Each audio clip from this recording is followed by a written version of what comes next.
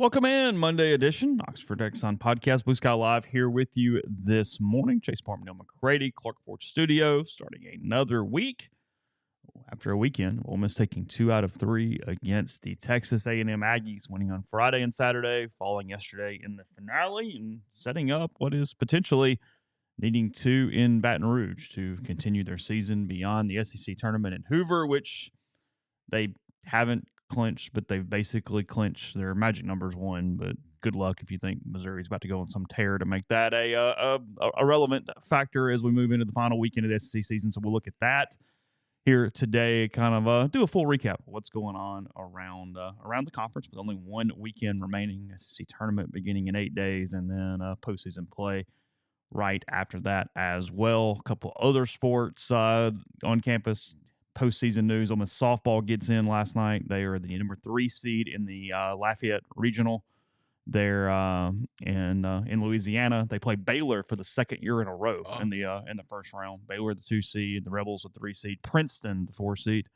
I think ULL is the 13 overall seed. Florida's regional awaits the winner of that in the next round. All 13 SEC teams got in to postseason play, to an NCAA regional yesterday, including the Rebels, who finished last in the conference at 7-17 in the SEC, but the number 44 RPI there for Ole Miss. So that men's golf begins its regional today in Palo Alto, California. I wrote about Malloy and that team's rise on the site yesterday at rebelgrove.com. So might get some softball, some of that later, but just a quick setup here as we get going this morning on a show brought to you every day by Blue Skies throughout the state of Mississippi. It's up and down I-55 throughout North Mississippi as well. The epicenter there in Macomb. Lunch specials, Sweet Daddy's locations, wherever they are. And there's one near you, wherever you are inside the state of Mississippi. Pulled pork, ribs, side items, dessert. So many different options for you there with Blue Skies throughout Mississippi, including the Oxford Exxon. And then congratulations to Libby Craddock, won her equestrian event there. She's a student at the University of Kentucky.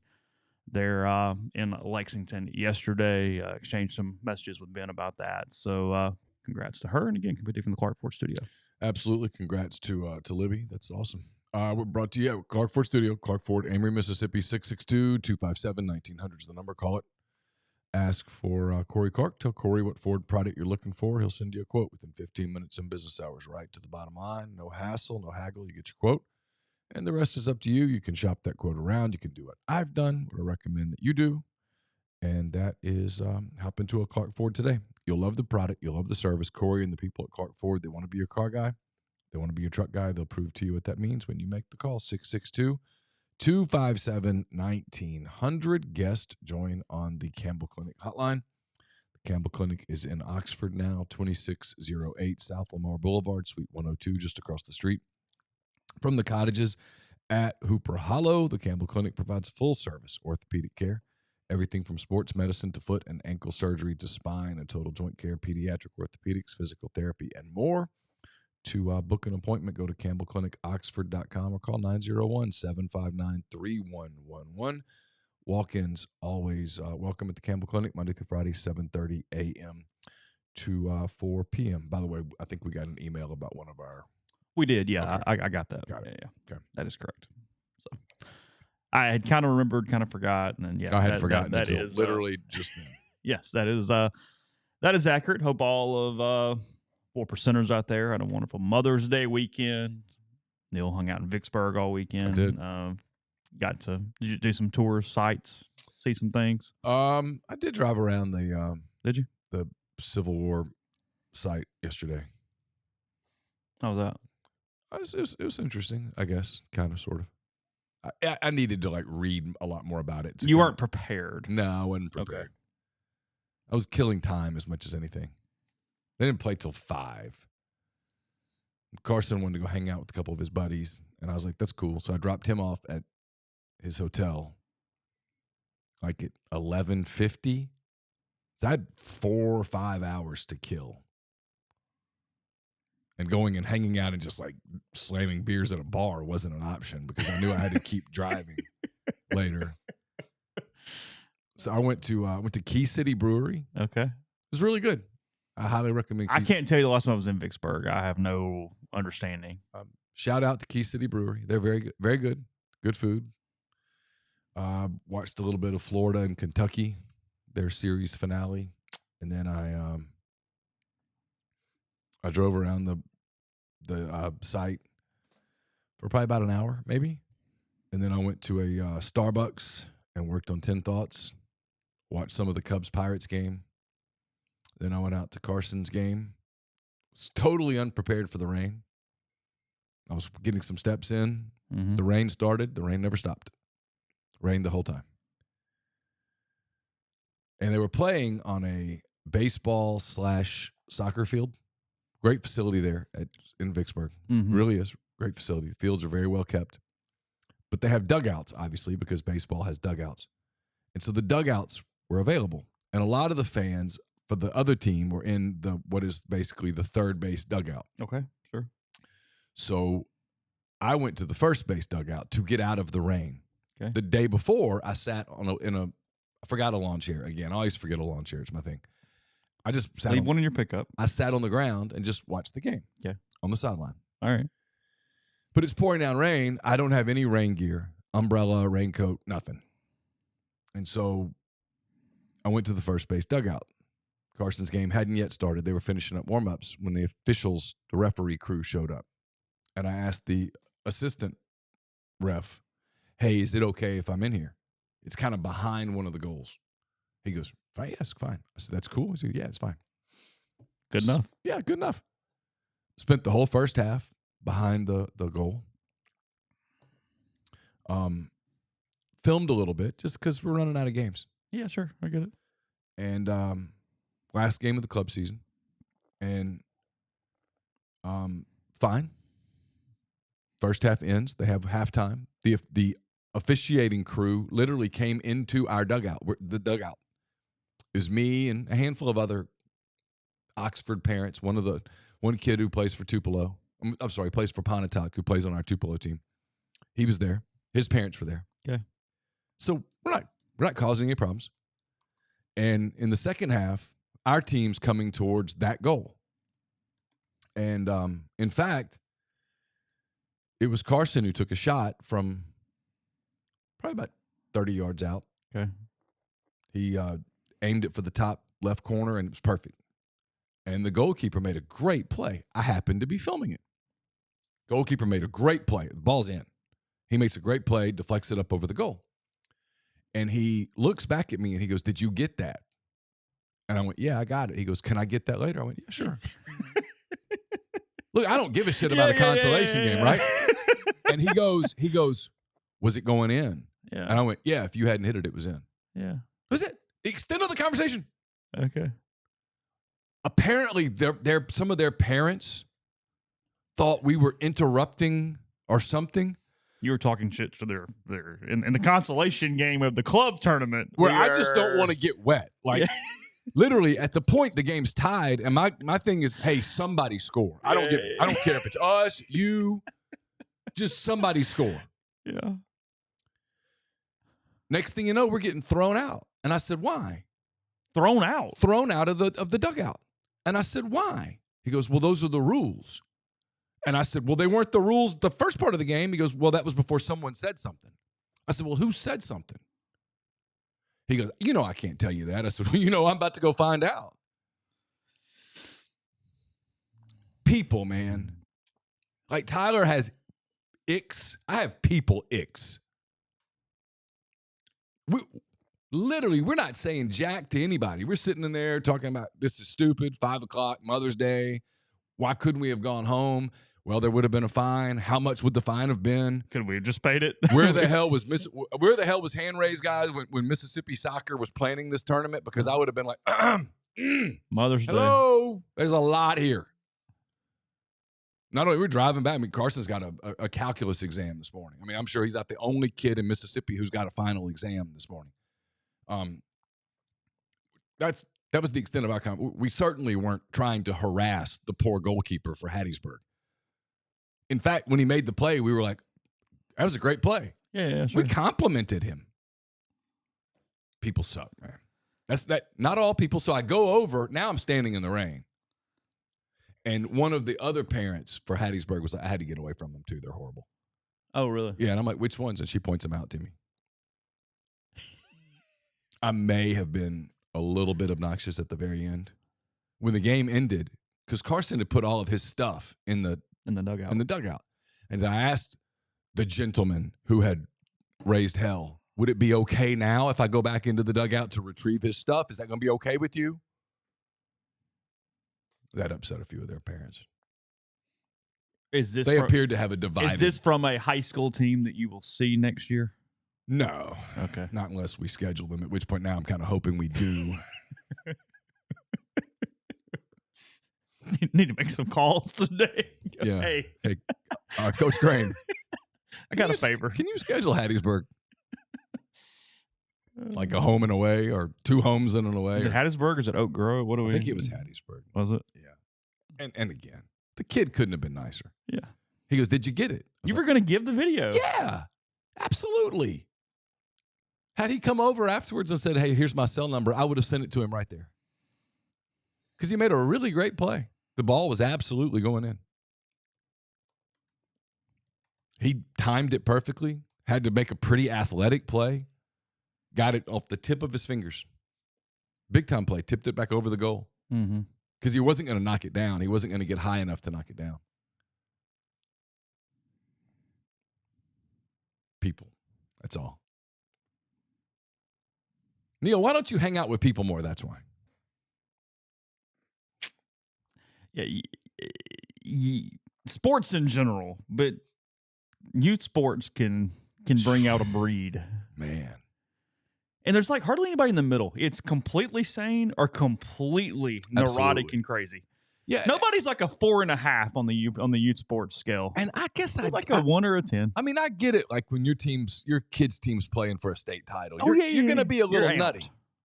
This was not a nutty game. The kids didn't care. It's a club consolation. We didn't care. It was the end.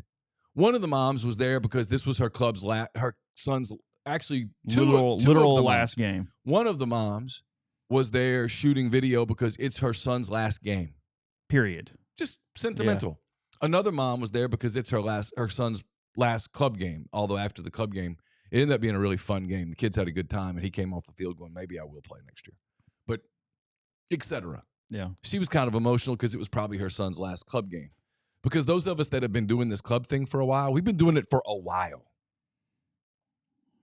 like 10 years. Yeah. They're not little boys anymore. They kind of look like men now. When they take their shirts off, they look different than they did when they were 6. Taylor in the stream mentioning Oxford Hernando baseball over the weekend. Congrats, Taylor. You've been with us for a long time. Knocked off Oxford over the weekend, too. Hellaciously good baseball games. Yeah, that was 2-1-1-0, including in the 10th inning. So, yeah, I'm sure that was a little intense there. North had final between those two. You don't see a lot of high school baseball games go 1-0 in 10 innings. Yeah, that's just not. That requires some fielding and some pitching. Yeah. That's a lot of talent in that. Yeah. Here's the truth, man. And Lafayette's in the state finals. Yeah, that's what I was getting ready to say. They beat New Hope. In multiple sports, there is a ton of high school talent in North Mississippi. Mm-hmm. I mean, the game has changed. You get bothered by Oxford and Hernando, by the way. And Taylor says it was hostile. Oxford and Hernando don't like each other. Like the soccer rivalry's off the chains now, in large part because some of the Hernando people referred to the win in the state semifinals as karma. Oh, yeah. Really? Yeah. That went over really well. Karma. Yeah. Oxford wasn't the one that spent the first half of the season playing an ineligible player, but I digress. We didn't play any players who'd played professionally. Not sure we have any. When does the season start? I can't wait. I can't wait. What month does this kick back November. in? Okay. Yeah. Hang on. I get an election. I get a football season that's in the thing, and I get soccer season starting. Kind of all in the same week. Hold on a minute. I get all that? All in the same week. Yeah. Oh, podcast-wise, we're good. It's fine. Have you thought about November much? Have you given No, November stop. much thought? No. We could be going into like this really intense, oh my God, like no margin for error, but it's right there for Ole Miss.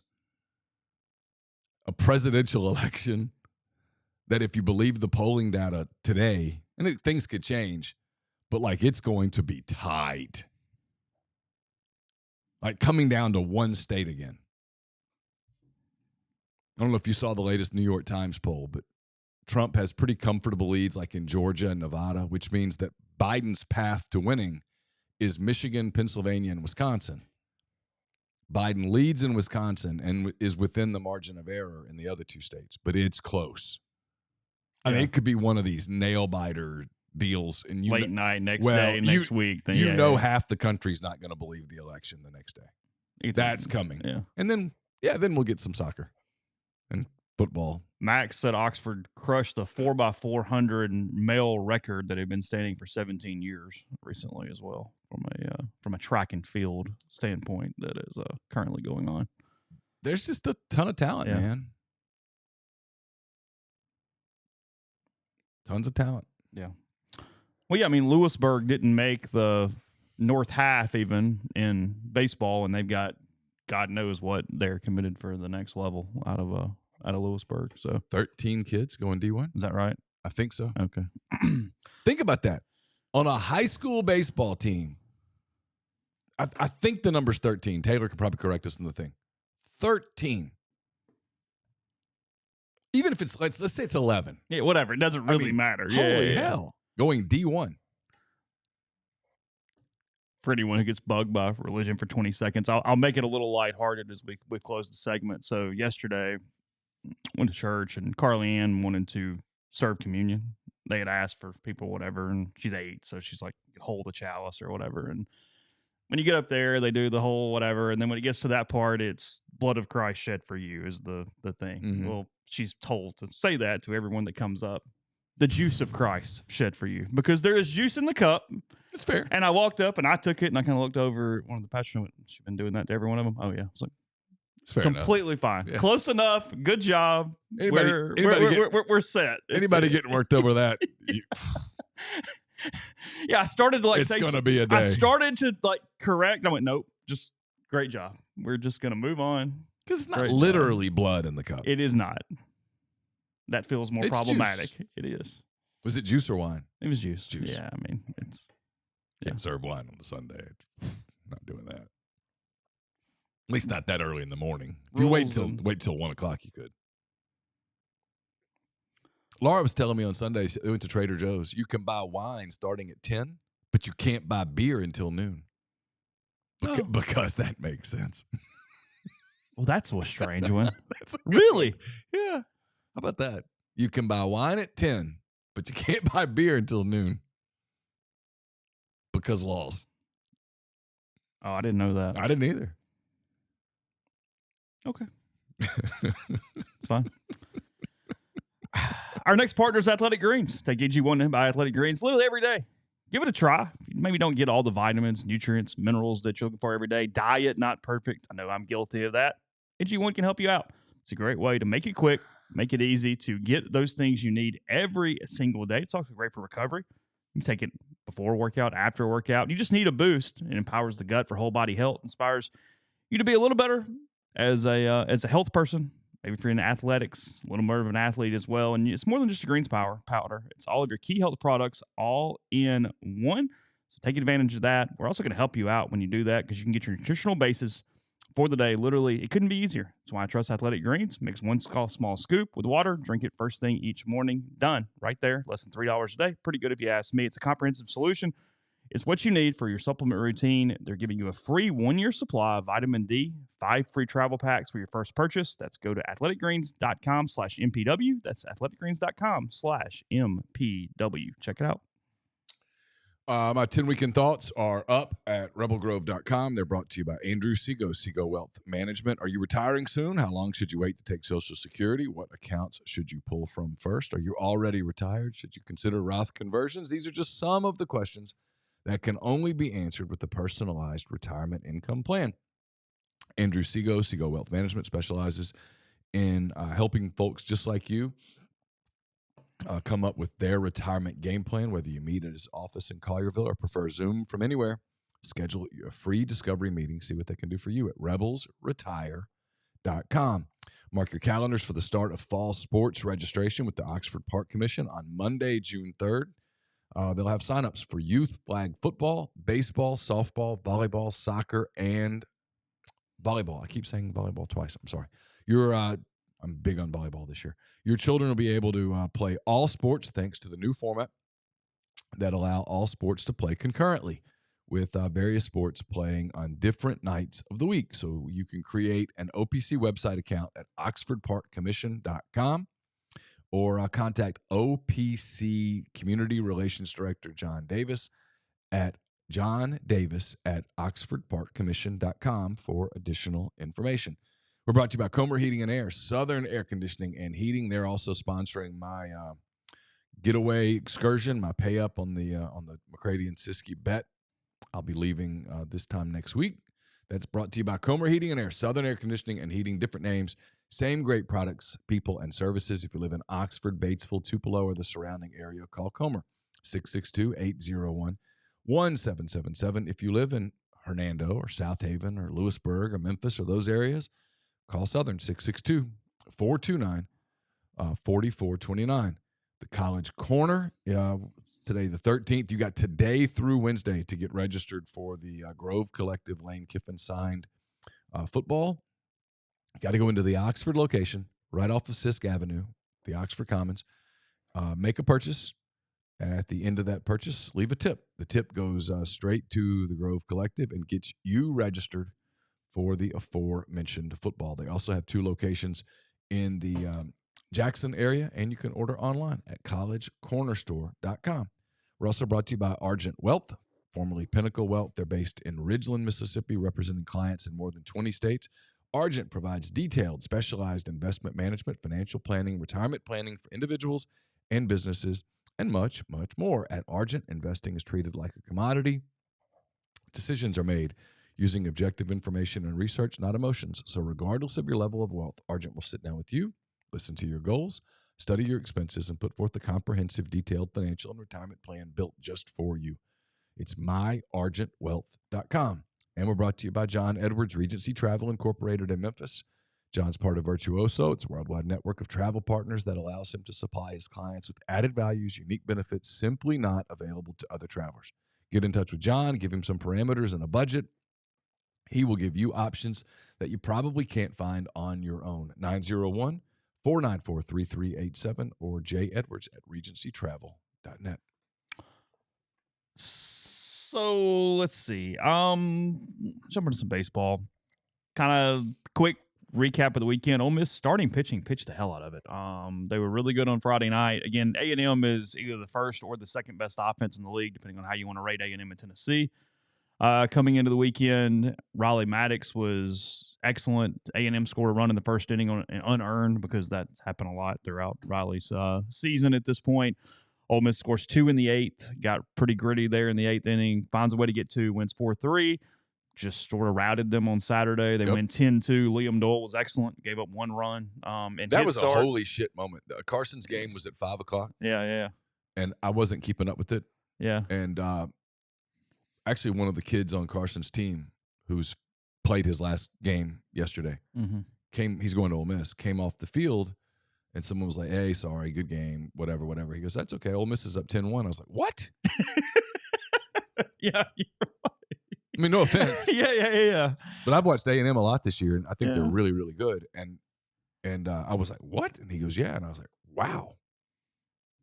Yeah, they ran the starter in the second inning, 1.2 innings, Lampkin, and they played really, really good baseball. They played clean baseball. When they field, they're pretty okay. They just have to field. And then Sunday hits, and look, you weren't going to hold A&M down for 27 innings. No. They're good. They try to. Yes. But Nichols was great. 1 run, 5 innings yesterday as a starter. Had a little bit of back tightness in the 3rd and the 4th. Got away from him right after that. And Mike was not even necessarily frustrated yesterday, but if he had a frustration, it was, hey, could you find a way to keep it to 2-0, 3-0, just to give you a chance later? But they lost it on the offensive side. You let a kid who has not really even started much this season, mostly a reliever, just completely shut them down. He goes 7 innings. They had 3 hits, got 2. Happens. They got 2 guys to second base the entire game, no one to third. I mean, you lost it offensively at that point, not pitching, not anything else, even though there were 3 errors yesterday for the sometimes that just happens, man. You just lose a baseball game. You just lose a baseball game to a good team. Yeah, it just feels heightened right now. They're trying to. As you wrote in 10 Thoughts, that Auburn game is just this flashing light in It your is. face right now. I know you Much don't more boil than it the down Sunday to one, A&M but game. it's right there, and they suck, and it's just right there. Yeah. So as we said, Because if you had that one right now, you'd be feeling pretty damn you'd be good. feeling pretty good. So yeah, let's run through that real quick. So again, they are essentially in the SEC tournament. They have a 3-game lead on Missouri. Missouri at the moment has the tiebreaker, but it would require LSU to sweep Ole Miss and Mississippi State to get swept by Missouri, and that's not happening. Missouri's not going to start rolling winning 3. No. And I don't think Ole Miss or LSU is going to sweep in Baton Rouge this weekend. So I'd be surprised. But, Yes. but State's not getting swept by Missouri. at home against Missouri in the final weekend. No. So Ole Miss is in Hoover. They are currently tied for 10th in the SEC with Florida right now. Yeah. They have a 1-game lead on LSU going into the final weekend. LSU would be the 12 right now. today. Yeah. Florida and Ole Miss would be the 10 or the 11. I don't know, don't care. And then So LSU Kentucky, the 12. Tennessee, Arkansas, and A&M would be your have 4 buys. buys Gotcha. right now. Yes. Gotcha. And if it's a common opponent in a 2-team tiebreaker or a 3-way tiebreaker where they've all played each other, then you do records. If not, it is best record against common opponents, starting with the number 1 seed and working down. 1 seed in the division? In the conference. Okay. So Kentucky, Because if they still do Kentucky wins divisions this year, but they don't. but like not in the tournament. if Ole Miss and Florida are tied, record against Kentucky would be the number 1 tiebreaker because they both played them, and you Gotcha. proceed down from there. Ole Miss got swept by Kentucky. I have no idea what Florida did against them. Well, they won this weekend. So Florida would win the tiebreaker. Yeah. Florida blew game 3 and frankly blew Friday night too because they don't know how to win. Season. They have. So they're 11-16. Ole Miss is 11-16. LSU is 10-17. They have to sweep to get in. Yeah. That's where they are. So that's the question. And to lead off, most people know this. If you're with us by now, you have some pretty good cursory postseason baseball knowledge. Baseball is not like softball. 7-17 got the softball team in. That the conference record is very relevant for baseball. Again, it's the SEC's freaking fault because they keep running that stupid-ass graphic on the screen that says 12 wins, got you in 3 times. It's like, yes, but it's 12-17, not 12-18. I was watching. And it's PR because you could put the record up. Right. But you're intentionally going, well, if you get to 12, you got a shot. And maybe you do. But it would literally be the first time ever. So if so, okay. What's going to be... But until something happens for the first time, I go, nah, they kind of prevent that. What's going to be interesting with Ole Miss, let's say for the sake of this conversation that they win 1 of 3 this weekend. Okay? And for kicks and giggles, let's give them the Southern Miss game. They put them at 12-18. That would put them at, what are they, like 2-3 over 500? They are 27-24 right now. So that would put them at 29-27. I think that's right. Something like that. Yeah. Whatever. Their strength of schedule is like 2. It's 2. Their RPI is 24 this morning. Their RPI is 24. They have the 6th most top 25 wins in the country. They've played an absolute ton of quad 1 games. The overwhelming majority of their schedule is quad one games. And they only have 2 games against crap teams. So metrically, they're locked up. But and I don't know. Okay, right? here's the thing. What the committee does, what the rest of the country looks like, all that stuff. I don't know. Okay, couple quick misconceptions for anybody who's new. You can't just win on Tuesday and let that replace a win in the regular season. It does not work like that. Your SEC tournament matters, but it doesn't matter as much as the regular season. Right. So, no, it's not simply – I've seen some people go, well, you got to get to 13. If you don't, you just got to win on Tuesday, and that's 13. Nope. That's not how it works. Nope. If you aren't at 13, you better go win 3 or 4 to even give the committee a chance to go, well, maybe. Yeah. Like, no, you can't lose on Tuesday or go 1-2 because – the other part of this, too, is, again, and this is where it's complicated, and the people who don't get it, if you don't kind of live it every day, I understand because the committee makes no sense, okay? I'm admitting the committee is dumb when it comes to this. Okay. The Governor's Cup counts as a conference game, as in when they get the team sheets, it's listed on the game list with the 30 other games, okay? However, it does not count as a win or loss in the discussion that we are currently having right now, which is stupid. But do you understand what I'm saying? I mean, I hear the words. There has never been, and here's my brain. And here's Ole Miss's concern. Okay, look, if they get left, let's just do this now. Okay. If they win 2 out of 3, and then lose on Tuesday in Hoover, okay, to whoever the hell that is, right? Might be Mississippi State, frankly, I don't know. Yeah, Georgia, whatever. They lose on Tuesday. They're going to play some team that doesn't need it. Yeah, State or Georgia is going to be probably their opponent that day. Okay.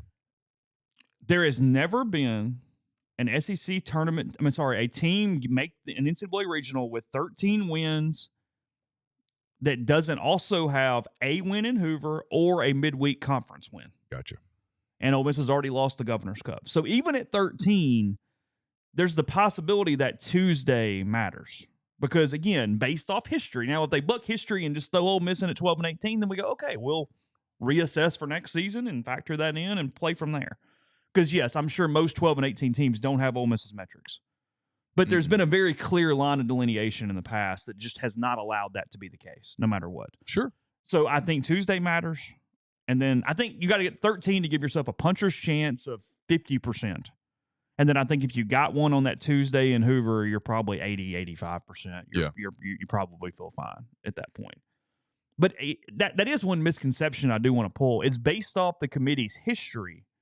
Just simply getting to 13 is not some guarantee goal ticket that automatically gets punched. I think you're okay because the bubble sucks and your metrics are good. Your metrics are great. And there's a bunch of other SEC teams kind of in your realm, and you have the best RPI of that bunch. Yeah. And your RPI is not going to fall going to play in Baton Rouge against LSU, who's like 30, 29, something like that. No.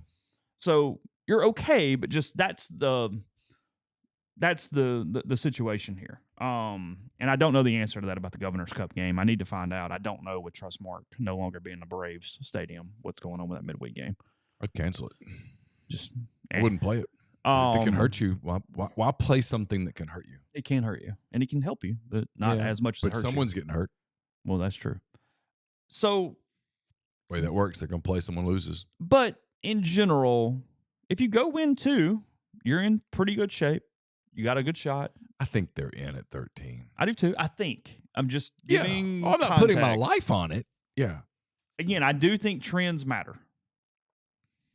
And we have a 20-year sample size now of what the committee does when this is the case. Because most of those 12 and 17s even had like 37 wins, 38 wins. Like Ole Miss has a shitty overall record. And I know it doesn't necessarily matter, but it kind of does too. Like that's what would give me pause. If I have 13, because play this out. Okay. Again, worst case scenario. Let me make sure. What's the exact number? Is it? I need to pull up an SEC. It's 27-24. Okay. Okay. So they lose to Southern Miss on Tuesday in Hattiesburg. 27-25. They take 2 out of 3 from LSU. Okay. Okay. That's 29-26.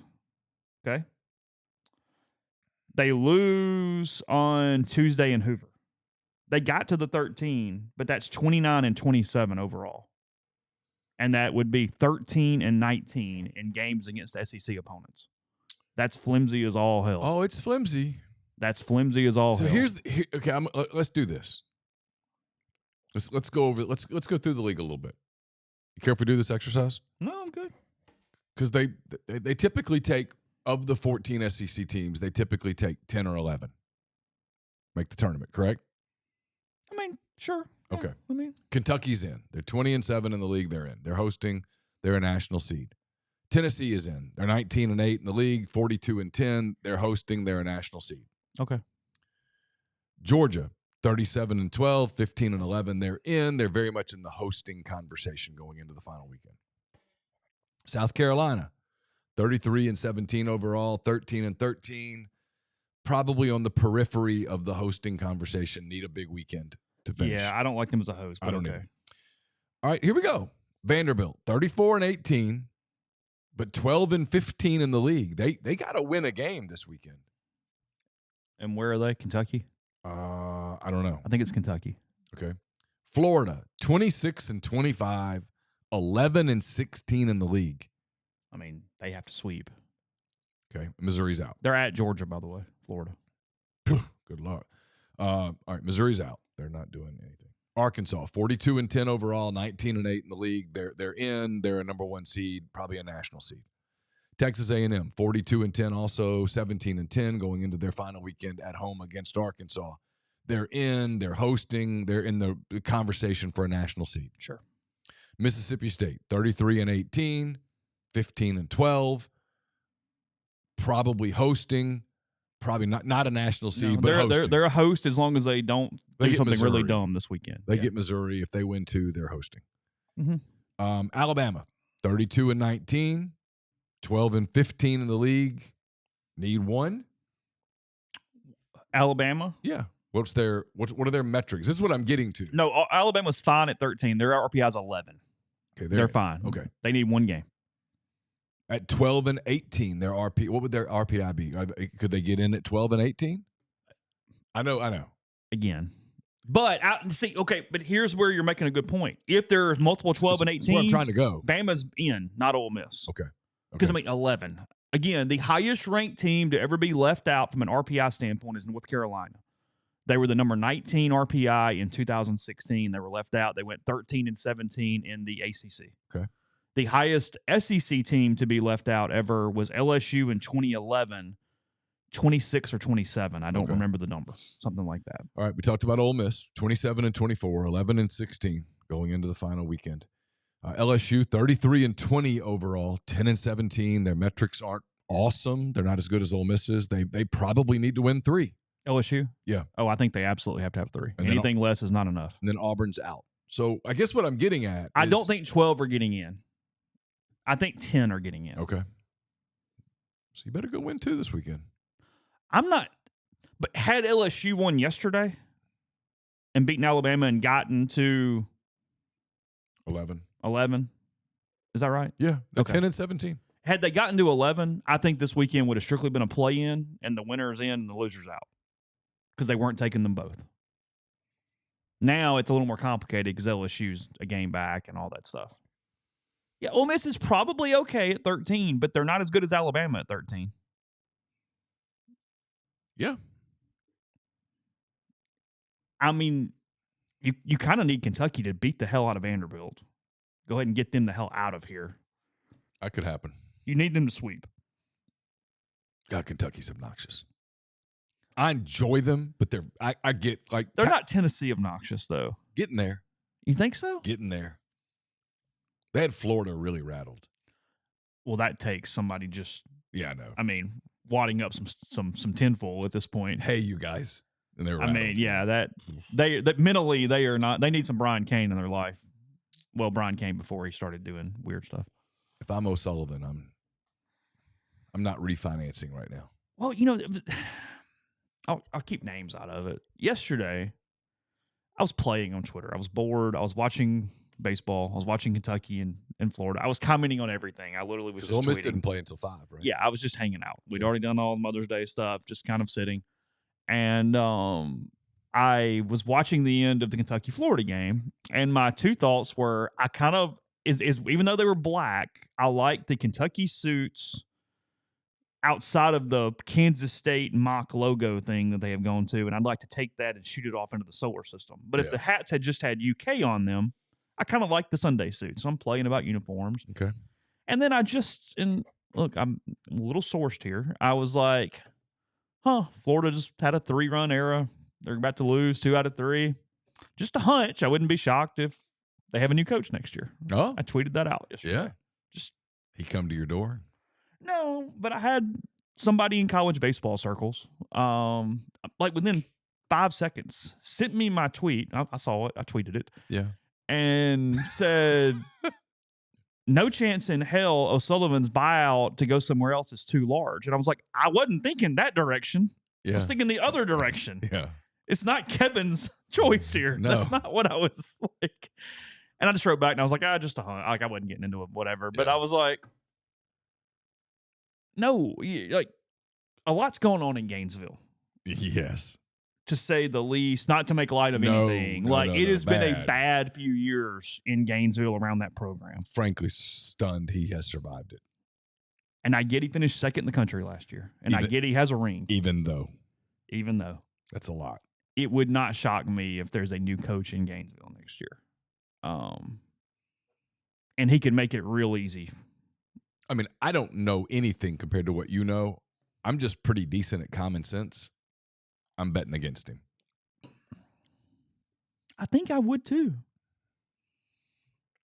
I mean, I do. And I don't have any sourcing. What's wrong? Nothing. I was looking for something. So, to your point, if it just goes scratch this weekend, Bama gets at least one, so they're in. Yeah. Because at 13, they're in. I don't care. RPI is so good. It's 11. Yeah.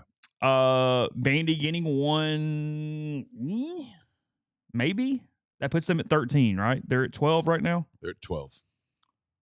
That put them at 13 and 17, 30. Vanderbilt's RPI is 28, so they're in an Ole Miss bucket. That's kind of what I mean. Now, they would have way more overall wins if you give a crap about that, but they would. Should I? Vanderbilt's strength of schedule, by the way, where's it at overall? Because, I mean, Ole Miss could have more wins if they'd played a shittier schedule. Pardon my language. Well, that's true. I mean, just being. Vanderbilt's strength of schedule is 19. So pretty good. Now, in Florida's defense, their strength of schedule is 1. Just pointing out all the facts. Ole Miss. So Florida needs to win twice to get in. They have 12? They have 11. Oh, yeah, yes. I think they're in at 13. What's their RPI? 29. Okay. I mean, this is a pile of teams. I mean, it just... Yeah, that's where I was going with it when I went through it. Yeah, Ole Miss 2 strength of schedule right now. They have 12 wins against the top 25. Compared to like Kentucky, give me some context. Ole Miss has 12 top 25 wins. What does Kentucky have? Well, they're number 1 in the country, so it's a bad example. 18. Okay, what does Tennessee have? Well, Tennessee has 13. Let me do this. What's Arkansas have? Yeah. Well, they have 12 too, but you're picking out top 10 teams, like bubble teams. I'm just trying to put context into what 12 quad 1. Carolina only has 9. Okay. Georgia. UC Irvine, who's right in front of Ole Miss, has 4. See, this is the part that bugs me. San Diego has 2. This is the part that bugs me. UC Irvine. Arizona has 2. Xavier has 5. You're naming teams that would finish 13th Vanderbilt or 14th. 6. Vanderbilt has 6. Yeah. Ole Miss has twice as many as Vanderbilt. I think it's interesting. I think their case at 12 and LSU 18 only has is 5. interesting. Now, look, if you go 12 and 18 and you don't get in, you are not screwed. You don't have an argument. I'm not going to do the podcast that Ole Miss got screwed. That's stupid. I'm not going to do it. It's dumb. But I do think they have a case. Oh, you have a case? You tell people to play a schedule, they play a schedule. Again, if Ole Miss does not get in with the 12 and 18 league record, I'm going to yell at people who go, we got screwed. Oh, I just... Because I'll point out 5 games where I would only advocate for Ole Miss at 12 and 18 if you literally get to Friday in Hoover. Because that would mean you got to win at least twice and maybe 3 times. Yeah. And if you get 2 or 3, I go, no, hey, hold on a minute. Probably deserve to be in now. Yeah. Look at the strength of schedule. Look at the deal. Blah, blah, blah, blah, blah. Yeah.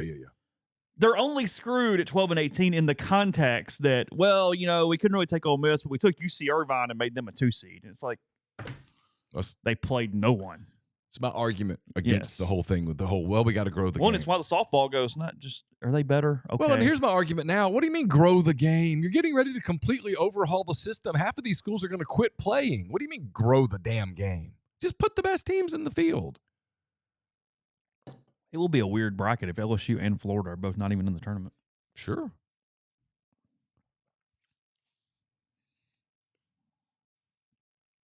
Look, LSU's not playing very well. They're not. Ole Miss could go there and win 2. And when you need 3, it is mentally on you in a way Friday's game is so big. Thursday, I mean. I meant the first What day game. are they throwing Holman?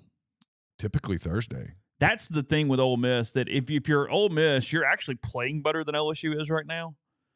They just have such the one better arm that that's where if you're Ole Miss, you're going, I don't know. Because if you told me to handicap this thing, I'd give Ole Miss a 45% chance, just below 50. It's in Baton Rouge. They have Holman. You're probably playing better overall. Whatever. Yeah, you're going to have an overall winning record because Yeah, you are. Pick say that can get a little dicey. I think you would still be one game over 500 if my math is correct. If you lost Tuesday, took 2 out of 3 against LSU, and then won on Tuesday in Hoover, but then lost the next 2. Because so the problem in Hoover is you have 2 losses once you get through Tuesday, unless you're winning the tournament or get to Saturday. What's killing Ole Miss this season is fielding percentage. They're 14th in the league. And that is not even representative of how bad it is. Yeah. They're horrid defensively. I tell you what is shocking about that, too, is they have so many pitcher errors. I bet they've got – I haven't looked it up. I bet they have 15 errors that are pitchers. At least 2 yesterday were throwaways. I'm looking for pitching stats. Also, give credit to Will Furness. He has kind of fixed their defensive first base issues the last few weeks. He's kind of become an umpire where you don't notice him, and that's a good thing when it comes to defense at first base. Luke Holman goes into the final weekend 4th in the league in ERA. Is a 2.74. He's thrown 72 and a third innings. It's just he struck out 172 and a third. Only Hagen Smith has struck out more SEC hitters. To prove to you, wins don't matter. He's tied for 8th with wins. He has 7. Yeah. Yeah, you just gotta. If you could find a way to win. He's only allowed 21 earned runs. Only 2 pitchers in the league, Hagen Smith and Nate Snead, have performed better. Yeah, that's my concern if I'm Ole Miss, is that they have the one bullet that is so much better than anything you have out there. Team stats, if you're curious about LSU, and I am for some reason, LSU is 8th in team batting average, 6th in team slugging percentage, 7th in on-base percentage. LSU is 7th in runs scored. Ole Miss, if you're wondering, is 13th. Home runs, LSU is 5th. Ole Miss is 9th.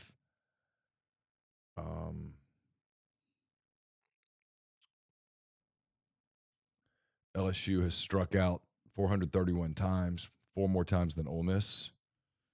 Earned run average, LSU is 5th in the league. Ole Miss is 11th.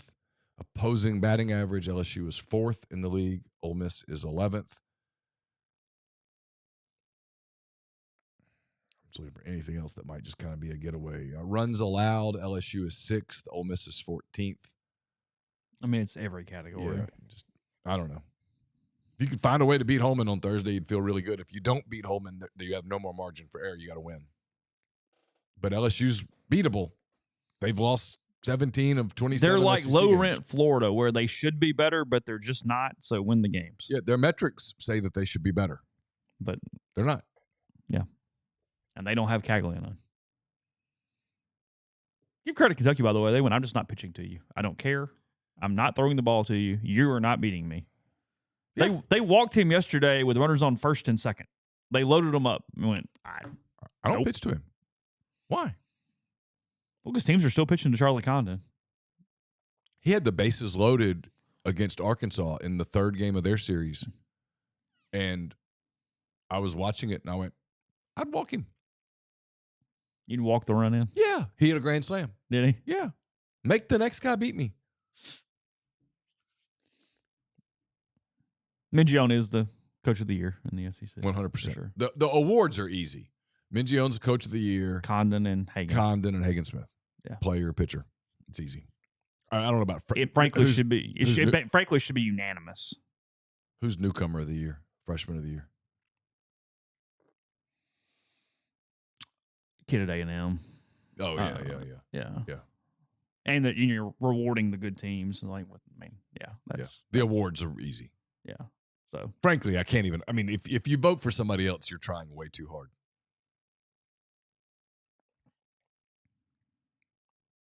Yeah, if somebody throws, hey, you know what? I was like, okay, now you're cute at this point. So yeah, listen to this on Condon while I've got it up. Just hear this.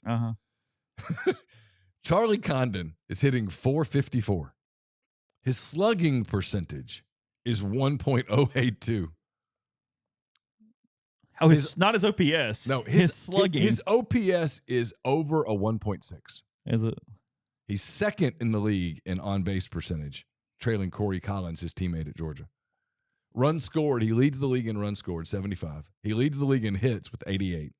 He leads the league in hits? Yes. He's tied. No, he's second in the league behind Braden Montgomery. Yeah. For runs batted in with 72. He's tied for second with doubles, 18. Blake Burke has 22.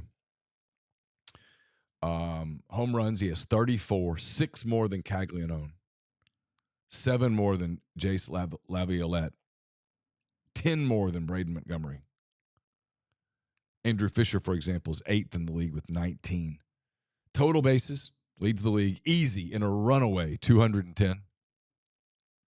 210. The next closest guy is Jack Caglianone, who has a chance to be the second or third pick in the draft. Yeah. Has 169. Jace Laviolette, I can't say his damn name. 165. Christian Moore at UT has 161. Walks, he's walked 46 times. That's tied for 6th. He did not make the top 10 in sack bunts. Oh, well. I mean, the dude has had an incredible, incredible season. Yes. Hagen Smith has done the same thing. His ERA is 1.65. Opponents are hitting 138 against him. Luke Holman is second, by the way, in that, 176. Smith has thrown 71 innings. He struck out 136 hitters in 71 innings pitched. Has 9 wins. Just remarkable. Yeah. I mean, it's pretty easy. I wrote about this in 10 Thoughts.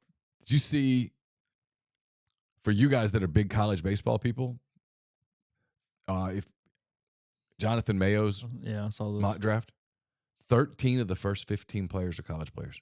The kid at Jackson Prep's one of the 2 high school kids that's projected. Connor Griffin. And another kid, I can't think of where he's from, Arizona maybe, is projected as high school guys. But it's like 23 or 24 of the first 30 picks are projected to be college players. I don't know that 10 years ago that number was anything close to that. They trust the staffs more. Well, they're more major league ready. Look at Skins. Yeah. I mean, Condon doesn't need a hell of a lot of seasoning. No, let's just go see. Go. I mean, I'll be honest. I don't think Caglianone does as a hitter. No. And I don't know that Hagen Smith needs a hell of a lot of seasoning. He's throwing 4 pitches for strikes right now. Mm-hmm. And he has really good velocity and command. Doesn't issue a lot of walks. Yeah. Leagues, I mean, they've done a really good job, the sport has. Continue a little baseball and move on in a second. First, Prime Shrimp, primeshrimp.com. They have tons of different flavors for you. Their soy ginger is their most recent option they have available. Their best seller is the Louisiana, New Orleans style barbecue. They have Louisiana shrimp bowl too. That is a little spicier of an option. The signature is one of my favorites. Salads, dinners, protein snacks. Kids are busy. Let them help you out. They deliver directly to your door. If you're within 10 minutes, freezer to plate with primeshrimp.com. Again, use our code. That's code RG. Buy 5 pouches or more. You can get some samplers. You can get your favorites of everything, whatever you want to do there. But again, 5 pouches or more, 25% off. Code RG, primeshrimp.com. Oxford's newest Greek restaurant on the square, Opa, is the perfect place to plan your company dinner, festive party event. Coming up for, high school graduations this week. Stop by Opa. They can accommodate up to 200 guests. Fabulous food, great craft libations as well. For catering or booking information, contact Jeannie, 601-421-7147. We're brought to you by Service Specialist, Staffing and Recruiting Agency, connecting great job opportunities to candidates since 1967. If you're on the job hunt, whether you're seeking an entry-level position or you're a seasoned professional, they have opportunities across the board, whether you're in IT, engineering, dentistry, accounting, law, manufacturing, human resources, or more. They can help you find what you're looking for, and they're going to get to know you, get to know your strengths, see what you're looking for in your next career move, and then help you from there. It's always free for the candidate. So give Will, Sydney, or Kelsey a call, 601-573-9242, or check out their new and improved website, servicespecialistltd.com. Get the beautiful and healthy smile you deserve at Corinth Dental. Dr. Bubba McQueen, Dr. Jenny Beth Hendrick are devoted to restoring and enhancing the natural beauty of your smile using conservative, state-of-the-art procedures that will result in a beautiful, long-lasting smile. From routine checkups to advanced treatment, including implants and Invisalign, Corinth Dental is here to help you achieve your smile goals. Schedule your appointment today. Take the first step toward a better version of yourself. It's corinthdental.com. Are you a displaced corporate executive wanting to put your career in your own hands? Are you an experienced entrepreneur looking to help? Either way, Andy Ludicky can help. He's a longtime Rivals board member, diehard college football fan, franchise veteran. He owns multiple franchises and businesses. He uses his expertise to help others find their American dream through a very thorough and free consultation process. So call Andy. Put your life and your career in your own hands, 100% free. You got nothing to lose.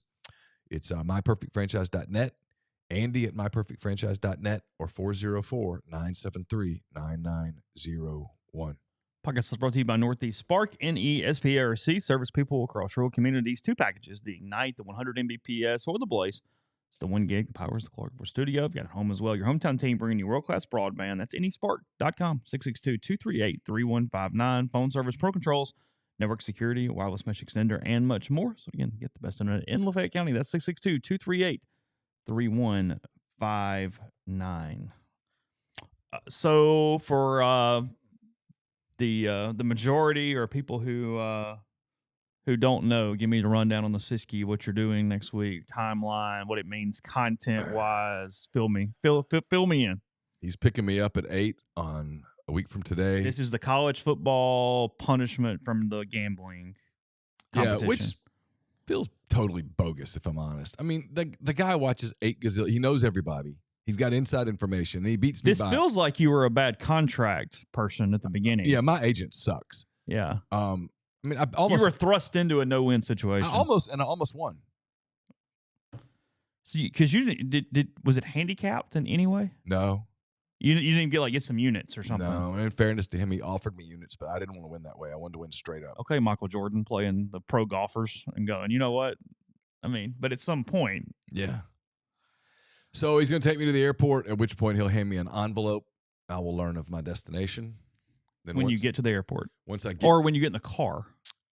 He's telling me when I get to the airport. Okay. I'm preparing for a long flight. You think you have a long flight? I would be shocked because this is the one element that he controls.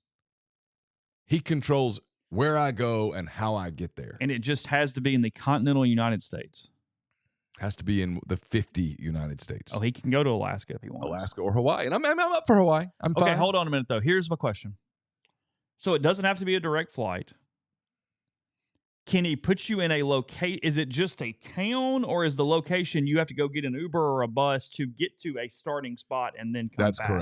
That's correct. Okay, so there could be multiple modes of transportation to get to the location. But here's the thing, right? If he sends me someplace that requires a bus ride, then that's the super easy part of the trip because I'll just bus ride right back to that location and fly. Oh. So he's got to be a little more creative than that because that's easy. That's what I hope for, right?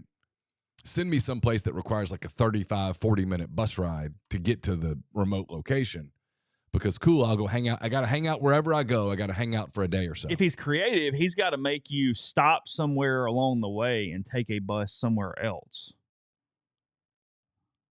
Yeah. Yeah. Get on a plane, fly, and then have to stop and take a bus somewhere. But if that's the case, then I just take that bus back. No, I'm talking about on the way home. Oh. Yeah, he's got to get you to a location that you can't just bus to the airport. Right. So if he gets me someplace where I have to use like a rental car to get 20 minutes or something, that doesn't count as a mode of transportation. Sure. And then once I get to wherever I'm going. Okay, I know you don't know, but strategically. In my mind? Yeah, like where do you want to implement the train version of this? Is that the way you get home? Part of it. Because you could get to Memphis. I got a couple plans on the train. And our deal, I can either get back to Memphis or Tupelo. So I can do bus. And that's over at that point. Yeah. You don't have to get to Oxford. No, because Oxford doesn't really have Greyhound. Okay. Or a train. And I don't really know that I could fly into Oxford. Now, look, if somebody would like to come get me and fly me into Oxford, I'm good with it. But I don't think that's how it's going to work. And yes, he has said you do have a layover on your plane, so multiple flights. Yeah, here's my anticipation. What I'm planning for Monday is a very long flight that also includes a ridiculous layover in our airport. But he can't screw you where you have a day to kill or something on the layover. No, it has to be somewhat because feasible. he wants me to have, because I have to kill it. I have to spend a day wherever I'm going.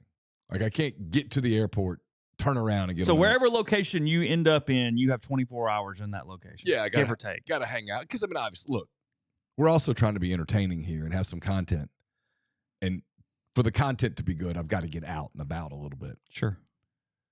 And then I'll get back to wherever I'm going. I got to take a train, got to take a bus.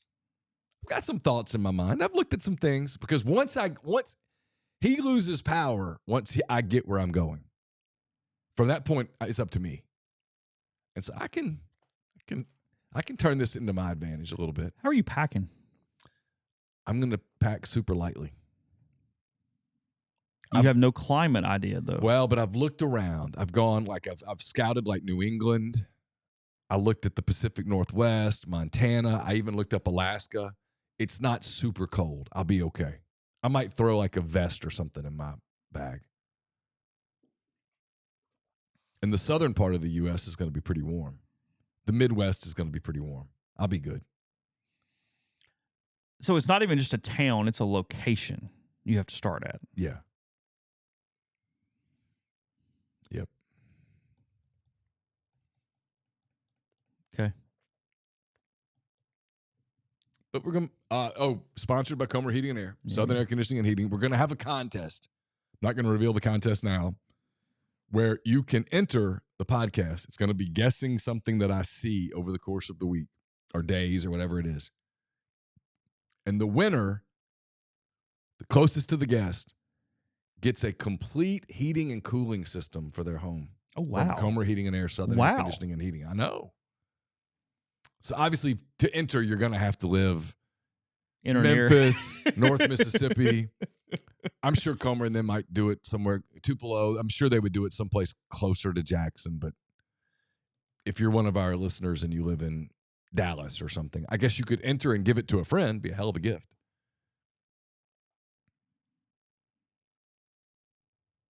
Okay. So 8 o'clock Monday morning, he's grabbing you here and off you go. Taking me to Memphis for a flight. And he will pick you back up in Memphis. Or Tupelo. Right. Depending on how I decide to do it. Or I guess I could take it to the train to Clarksville or Clarksdale or something. We'll figure it out, but I got to get close. I mean, we're not going to be that. It ain't that serious. It's going to be all right. Okay. I have no idea what he's chosen. So, and I've got a budget. I get a budget for what? All my travel and stuff. Oh, okay. Yeah. It has to stay within a certain realm. Yep. So you can't just nonstop flight and then rig the other two, depending on where it's at. Okay. That's fine. It's just not really related to this at all, but just heads up for anybody who likes this stuff. It looks like we're going into another sriracha shortage this year because of the whatever it is that is necessary to make it. I guess the pepper. Really? Yeah, I just saw that this morning. Huh. That's not good. Is that one of your things? I like sriracha. You like sriracha? I like hot sauce. All right, let me ask you a question. Yeah. Did this on McCready and Siskey. Mm-hmm. The football gods come down. Oh, you went from hot sauce to football gods. Yeah, I got a question for you because I'm curious. I've done this to some people. I did this to some Ole Miss people over the weekend, and they were like, oh, and they were like, it put them in deep thought. Okay. So I want to do it to you while I'm thinking about it. Okay. The football gods come down and they say, Chase, as a reward for all of your loyalty over the years, I want to give you some information. Okay? Mm-hmm. At which point you're supposed to say, oh, thank you, football gods. Bless you, football gods, for your generosity. Yes, your benevolence. Benevolence. Thank you. See, you're better. Ole Miss is not going 10-2 this year. They're not. That's out. Yeah. Now, I'm going to in fact, Chase, because you've been so good to me, I'm going to tell you 2 records. And one of these records is what they're going. Now, here's the catch. You cannot go to Las Vegas and couch your bet. That will not be allowed. Yeah, sure. We, the football gods, will be watching you. If we see you do that, we will strike you down. I can't go put money on 9 and 11 because I know it's where you headed. Got to pick one or the other. They're either going 11-1 or they're going 9-3.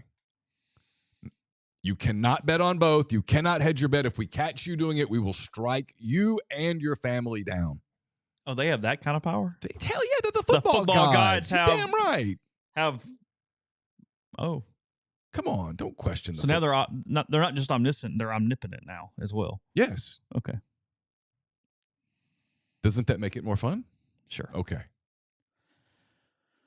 It's summer. We got to get through this. So come on. See, it gets hard. Because if I told you, hey, make a guess on Ole Miss's football schedule, you go, oh, they're going 10-2. Yeah, that's what I'm saying. I did this with like 10 people over the weekend, and they were like, 10-2's out. That's the gift to you for your years of loyalty. I mean, it really is perfect because, I mean, I'm sitting here going, I'm 52-48. I mean, I know. My first thought was 11-1.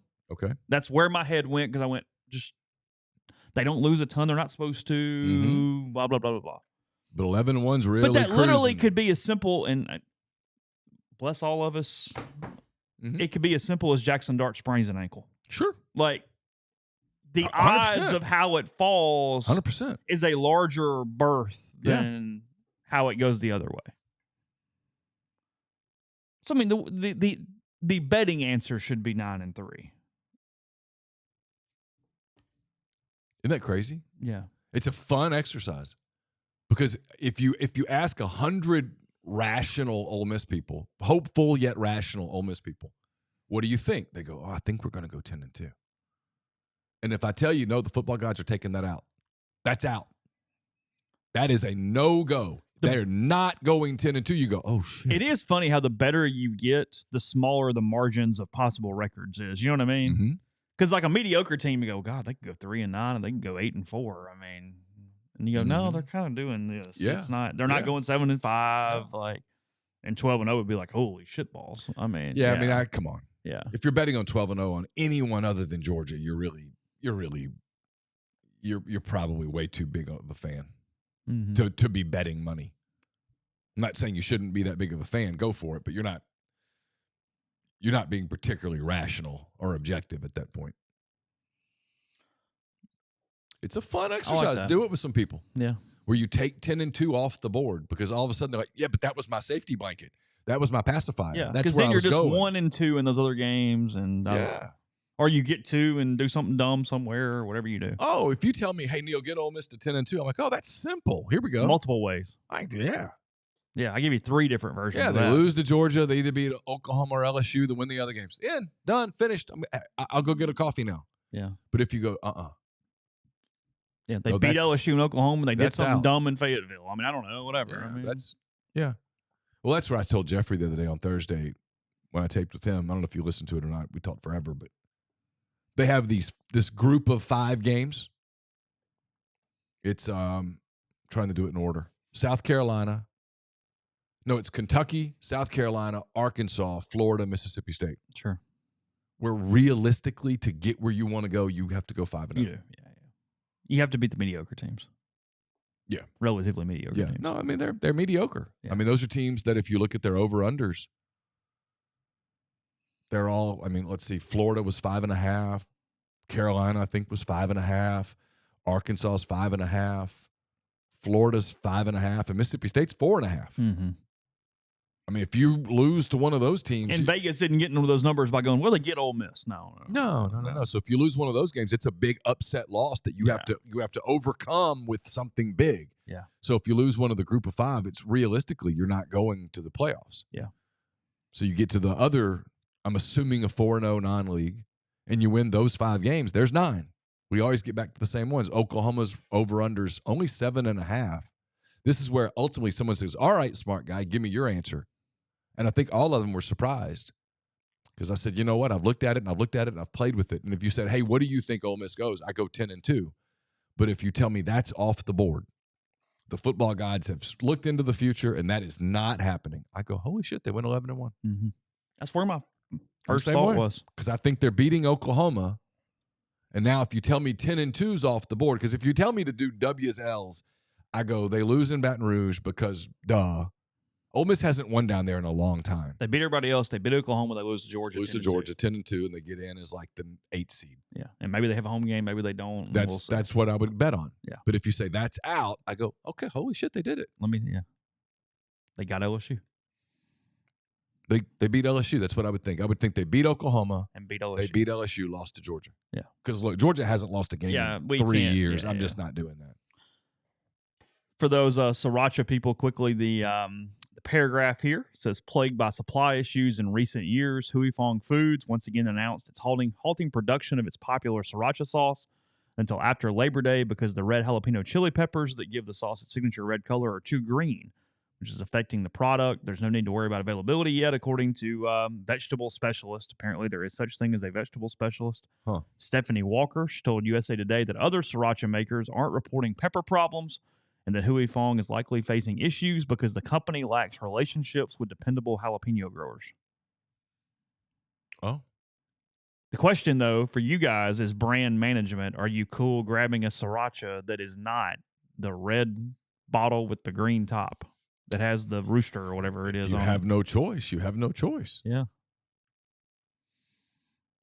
Because like I do a lot of vinegar hot sauces. I keep several, and I have by far a favorite. But if it wasn't available, I'm fine grabbing 2 or 3 other ones. Like it's cool. Yeah, I don't know that I ever want to become that big of a snob. You know what I mean? Where it's like, no, they don't have that beer. Okay, well then I'll try. I prefer Crystal, but if I've got to grab Tabasco or Louisiana, we'll grab them and move on with our day, and it's all right. You know, I like Louisiana the least. Really? Yeah. I've gotten where I like it more than Tabasco. Do you? And I don't know why. It's a little sweeter. It's got a little more. Tabasco's a little hotter, a little sharper to me. Yeah. Maybe I'm wrong, but that's how I agree. Something about the Louisiana lately appeals more to my palate. Does it really? Mm-hmm. And it did not used to be that way. It's true, Mac. Lacks relationships is some spicy trash talk in the hot sauce community. Yeah, I don't have the jalapenos. Sorry. Don't have the right folks here. That's what it is. Oh, God. All right. Let's see. G&M Pharmacy, 662-236-2222. They're on South Lamar in Oxford. They also make it easy to transfer your medications to them. You make one phone call, they take care of the rest. They're also in Holly Springs with Tyson Drugs. It's on the square in Holly Springs. Again, they deliver locally in the Oxford area. They have MedSync food prescriptions the same day, each month. Take care of you. So you make one trip, get everything you need when you need it with G&M. Again, that is 662-236-2222. We are also brought to you by Andy Ludicky, myperfectfranchise.net. Are you a displaced corporate executive? Did I already do that one? I did. Southern Traditions Farm. Don't forget about Andy, by the way. He does a really good job. Several of you are new franchise owners because of Andy. Southern Traditions Farm is a 68-acre, 32-stall upscale equestrian training and boarding facility in Canton, Mississippi. 2 sand rings, grass ring, miles of wooded trails, a lot offered at Southern Traditions. Horseback riding offerings from beginner lessons with Susan Walt to buying your first horse, competing at nationally recognized competitions, and much, much more. If you want to learn more, go to Facebook or Instagram. Check them out. Southern Traditions Farm. I'll have a mailbag to you on Wednesday. It'll be brought to you by Art Hayes, Sotheby's International Realty. Are you thinking of making a move? Put the power of Sotheby's International Realty to work for you as a licensed agent with Sotheby's and a supporter of all things Ole Miss. Art Hayes can help you buy or sell in your hometown or anywhere in the world at no charge to you. Seriously, so call and ask him how. 612-805-5929 or email art at arthur.hayes@lakesmn.com. Still a couple more weeks to take advantage of our exclusive discount with Style Assembly. They're right there on the square, Women's Boutique, offering clothes, shoes, purses, jewelry, art, and more. Huge selection of gooder sunglasses for men and women. View most of the products online at shopstyleassembly.com. Exclusive discount code RG15 on the website between now and May 31st. 15% off your online purchase. Style Assembly is a corporate sponsor of the Grove Collective and a founding member of the Grove Collective Business Coalition. That is right there. Again, on the square, it's 203 North Lamar next to Blind Pig, or shop styleassembly.com. As for Kate, she's the owner. She will personally help you out. No, I like hot sauce on my raw oysters. For for sure. Yeah. I'm fine with cocktail sauce on them, depending on the situation too. I eat a lot of cocktail sauce. It's one of them, and as you're well aware of by now, pretty hot. I love a good char grilled oyster or a fried one. I mean, frankly, an oyster in any way, except for Rockefeller. I'm pretty. I don't want the cheese and stuff on it. I don't know. A good char grill's got a little Parmesan. Yeah, just a little though. No. Yeah, it's good. But yeah, don't turn it into a casserole. Right. Let me taste the oyster. Yeah. I love a fried oyster. God. Oh, dude. Dude. A good fried oyster is hard to beat. Yeah, I mean, it's Jeff Vitter's favorite sandwich. He started an oyster blog, a fried oyster po' boy blog, where he rated all the You're New ruining Orleans. food for me right now.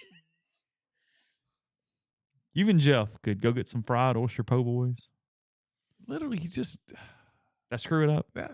I'm going to get past it, but that was mean. A little association problem there. Yeah, I mean, is that what happened? Now, something I associated with nothing but bliss. Nothing but bliss. That place that you recommended to me, the bakery place. What's it called? Parkway. Yes. Oof. Those po' boys. Oh, it is.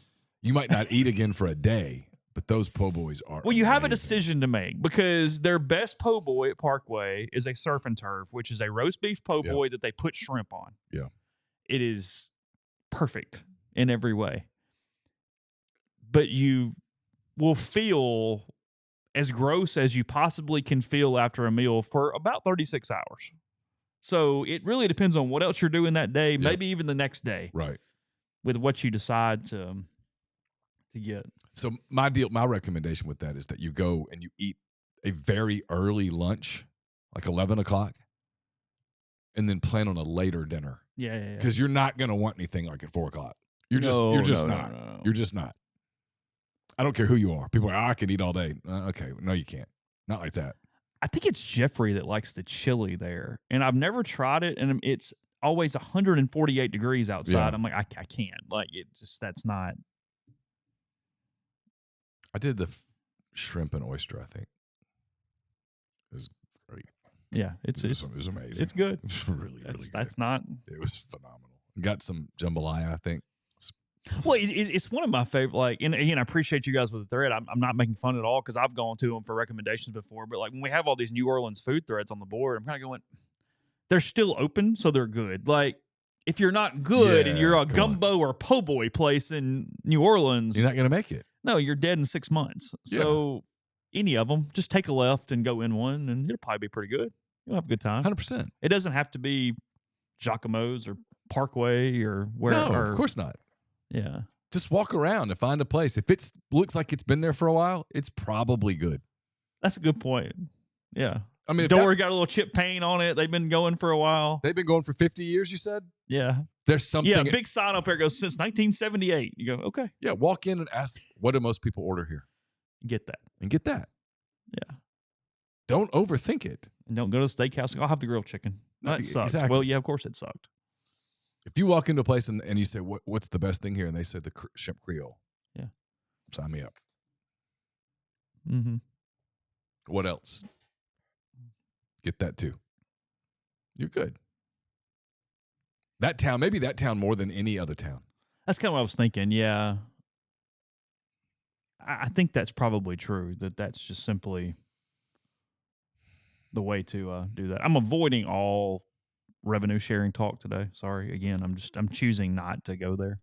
I put in 10. There was a couple things over the weekend, and I went, I'm just not. In 10 weekend thoughts, I don't remember which thought it was, 5, 6, somewhere in there. I linked a couple of Dellinger stories, and I linked a what's his name? Emerson. Seth Emerson story. Read them. They're really good reads. They're well reported. Go for it. Is it bad that I've hit that point that I almost can't talk about it? Something has to happen. I mean, I'll get better, but like right now, I've kind of hit a wall. Yeah, something has to happen. That's kind of where I linked the stories. If you're interested in it, and I know you are, and you should be, it's all there. Tons and tons. The only thing I'll say about it is that I saw where those like Dellinger's like 18 to 20 million or whatever, and I'm like, they're going to want more than that. It's not going to be sufficient. You're going to have a fight. But you're going to have a fight no matter what. Because their argument is, well, the NBA has a bigger number.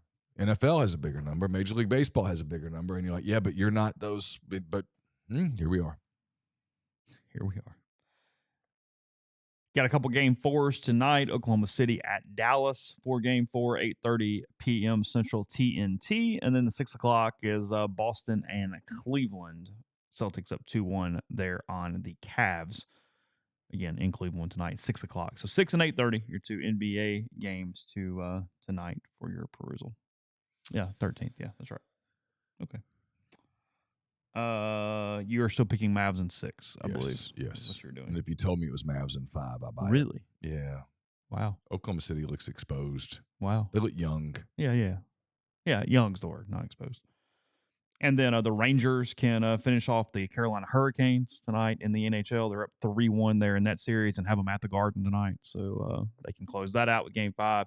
And then maybe your most competitive series, really, really good series, if you just want to pick one, Avalanche Stars. That's 2-1 in favor of Dallas tonight in Colorado for Game 4 tonight. What's happening in the Oilers series? I can tell you. They had one hell of a brawl at the end. Did they really? Yeah. Let's see. Including someone hitting Connor McDavid. Oh, really? That did not go over well in the locker room. That's frowned upon, isn't it? Vancouver is leading 2-1, and Game 4 is tomorrow night in Edmonton to try to tie it up at 8:30. Interesting. So Vancouver 2-1 there in that one. The Panthers are up 3-1 on the Bruins. They've got Game 5 tomorrow in Boston to try to put Boston out. And then that's it. Yeah. Rangers, Hurricanes, Panthers, Bruins, Canucks, Oilers, Stars, Avalanche. I mean, it's hard to beat NHL playoffs. I wish I kept up with the season more. So you had a little better. I would have had more better perspective. Like last night when Indiana tied up the Knicks, someone texted me, "Are you surprised?" It was like, not really. Indiana's good. And they're really good at home. Do I think they're going to beat Boston? I don't. I think Boston's winning the East. But Las Vegas to host the 2027 college football playoff title game. Okay. Sources told Action. New Orleans, Dallas, and Miami, 28, 29, and 30. There. So a Super Bowl type rotation for the title game. I have a hot take for you. I'd play it in Vegas and New Orleans. I wouldn't move it anywhere else. Yeah. If any of those cities do not reach a deal, the backup sites are Houston, Phoenix, and Tampa. I'm not playing it in Tampa. Mm. If I'm going to be consistent, I got to play it where it's indoors. Oh, yeah. Let's be consistent. Yeah.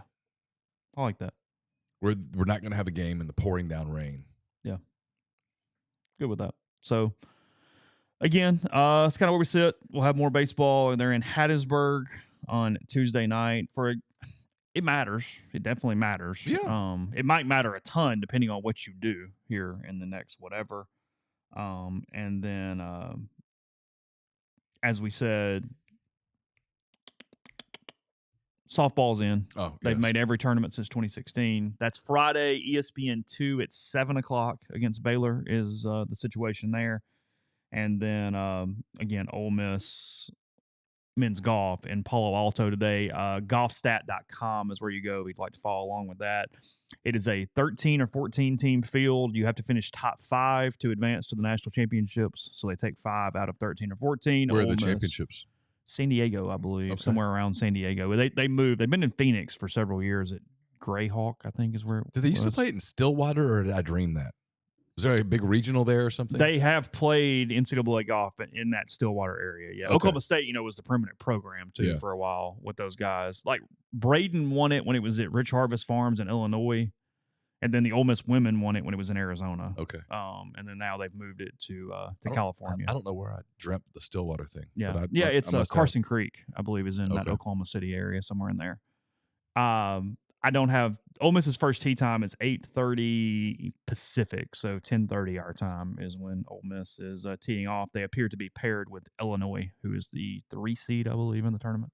So, no, I hate nothing more than I hate Illinois men's golf. They're the worst. I know Ole Miss was a little frustrated by the seeding where they end up getting placed, but just finish top 5, move on, and go about your day. Again, they fell from 5th in the country to 7th in the country after the SEC tournament when they had 3 starters out with food poisoning, stomach virus. Michael Asasso lost literally 12 pounds. Good God. Over the course of the week. Yeah, Malloy missed the first tee time Ole Miss had in the SEC tournament because he was in the ER with Lasasso from like 1:30 in the morning to like 7:30 in the morning. Good God. Yeah, they got to Sea Island, and all of them got deathly ill. As people would say, bless his heart. Yeah. That's, whew, there's nothing worse, man. No. So they. You ever had food poisoning? Oh, yeah. That's the worst. And I get the frustration because it drops you from 5th to 7th, and in golf, it's not like football where there's a big committee. It's an S curve. Yeah. So it pushed them from the 1 seed in the South with grasses that they are used to. Right. And with again, I'll be real quick. I might have already mentioned this, but I'll do the quick 2-minute version of it. In golf, all host sites are predetermined. The teams that are hosts are automatically in the tournament, but they get seeded wherever they fall talent-wise or ability-wise or record-wise, I guess I should say. Yep. Well, you would much rather go to an event that's in your region with a great 1 seed host because they're going to go anyway. They're going to get out. Right. What you don't want to do is play the mid-level team on their home course because that adds another team you got to beat because they're probably going to get out on their home course, but they're not one of the top 3 or 4 seeds. Right. So, you'd rather play the number 1 team at their place. Oh, yeah, because 100%. like, whatever, y'all go do your thing. Yeah, we'll go finish second, and we'll all move on and have a good time. We'll see you at another place. So instead of going to Texas as the 1 seed or North Carolina as the 1 seed, which would have been that situation, they got pushed to the 2 seed in Palo Alto. Against the team that probably would have a difficult time making it, but now they know that course, and so they're used to playing. And it's Poana, it's not Bermuda, and they know exactly where the pirate ship is. They do. Yes. So it's a little bit of a tough break. That's a little scar tissue. That's also where they were when they hit the bird 5 years ago and missed the tournament. That was at Stanford. So should there be a rule for that? If you hit a bird, you get a do-over. Oh, you just get a new just hit it again. See, seriously, there's some common sense here. You would get frustrated by some of the golf rules that make no sense. Oh, that day that I played, you were like, that's out of bounds. It was 8 strokes. I'm like, what? I see the ball's right there. No, if you hit a ball and a bird flies in front of it, pretty bad luck. Bless the bird's heart. Yeah. Second, just put it back where it was and hit Didn't it again. Count. Hit it again. That's not complicated. Yeah. That's common sense guy in the room going, all right, you can't plan for that. Mm-hmm. It's not like wind. It's not. Totally different. Because if the wind's blowing, you factor that into your I mean, frankly, decision. it's a movable hazard. Oh, it moved. It moved. Just obliterated. My point is, if the wind's blowing 27 miles per hour southwest, you're factoring that into, okay, the ball might carry or it might push, whatever. Yeah. You can't go, all right, well, I'm going to hit this. And if that blue jay happened, no. So you raise your hand and go, all right, I killed a bird. You saw it. I saw it. We all saw it. Here's where the ball was. I'm going to put another one right there. We're going to do it again. All good. Instead, I think they made a 9 on the hole and lost by 2. That's stupid. Yeah. So, anyway. It is. That's stupid. I'm not arguing. Because that's so preventable. We'll talk some football topics tomorrow. Again, baseball tomorrow night. USM, rebelgrove.com in the meantime. So take care. Have a good day. And we'll talk to you again very soon.